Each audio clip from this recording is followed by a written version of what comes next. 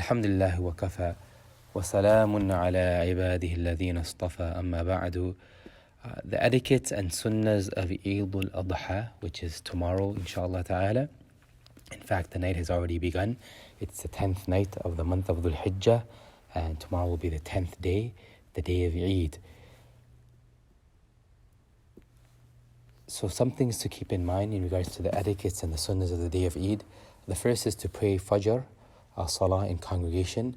And this is emphasized for the menfolk, the males, mature males.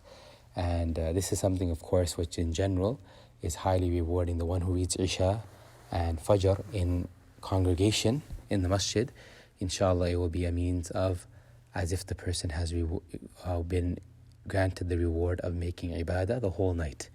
To eat dates if one can find them, and to eat them in amounts of odd numbers. So if dates are available, let a person eat from them. This Eid al-Adha is different in the sense that a person will only eat after their Eid Salah. Whereas during the Ramadan Eid, Eid al-Fitr, the sunnah is to eat prior to going to the Eid Salah. And tomorrow, the Eid al-Adha, normally a person does not have their udhiyah prepared right after their Eid Salah.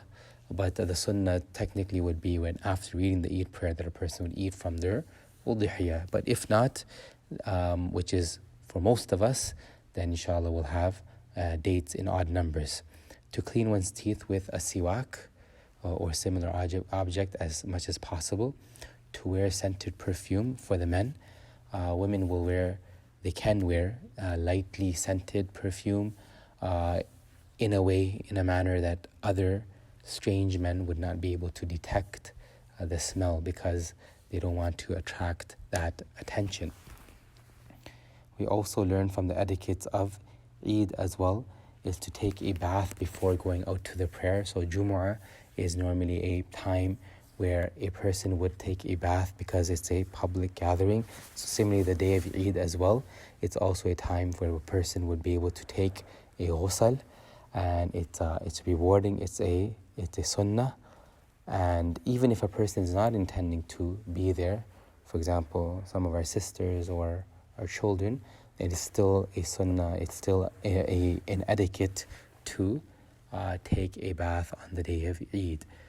Eating after the prayer on Eid al-Adha, as we mentioned, this Eid, the sunnah is to eat afterwards, after the Eid prayer. Adorning oneself on the occasion of Eid with one's best clothing, right? With one's best clothing. And of course, again, women and men should wear clothing which would be considered modest. Going to the prayer by one route and returning by another. So the Prophet ﷺ would take one route and then return by another route. And in this way, when he's making the takbirat, when he's remembering Allah subhanahu wa ta'ala, or even greeting members of the community, then he goes one route, and that will witness, the inanimate objects will witness for him on the Day of Judgment that he was remembering Allah ta'ala, and he'll have more witnesses because he took a different route as well. And he would also be able to meet more and greet more people with the greeting of As-Salam, and perhaps also inquiring in regards to their well-being, and bringing and giving words of congratulations on the day of Eid or dua. Going to the prayer by one route and returning by another. Abundance of takbir. So already since the month of Dhul Hijjah has set in, from the 1st all the way till the 13th, it's just encouraged to make takbirat all the time. And it's even perhaps more emphasized on the night of Eid, and when a person's in the morning, and when a person's on their way to the Eid Salah as well, to make the takbirat. Allahu Akbar, Allahu Akbar. La ilaha illallah, Wallahu Akbar. Allahu Akbar, walillahi alhamd. Also, to make one's happiness and joy apparent, thanking Allah for one's blessing. It's a joyous day, and it's a happy day, and a person shows their expression and their thankfulness to Allah subhanahu wa ta'ala for all that Allah ta'ala has bestowed upon mankind and a person. To smile and display one's happiness when meeting others. Smiling is a charity. It brings about love between the brothers and increases the sisterhood's relationships as well.